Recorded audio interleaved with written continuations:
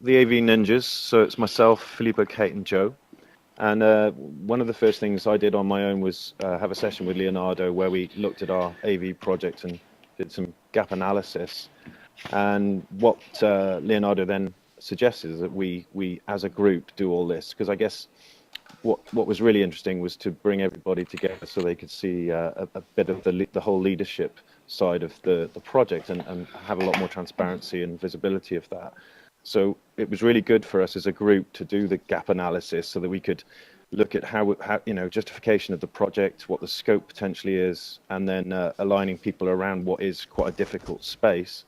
What came out of that was then a sort of a definition of what the type of project was. So we were definitely in a foggy project.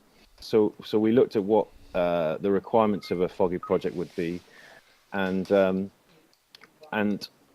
as a result, we were then able to look at each of the team profiles and see where people's strengths were and where people perhaps weren't. There was certain weak points against the type of project. So it was quite supportive, and it allowed people to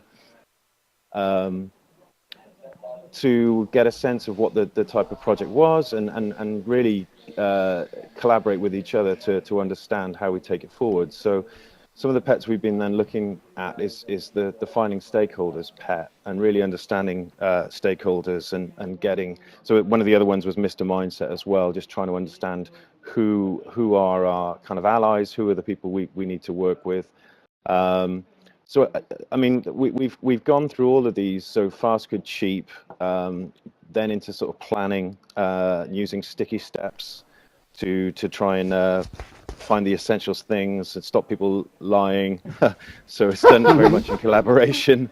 We've also been using. Is that a problem with your colleagues, Simon? Well, not necessarily, but it's just sometimes if we're asking for people to engage in committing with us, we need to make sure that what they say they're going to do, they do end up doing. During all of this process, we've been using hopes and fears and action replay.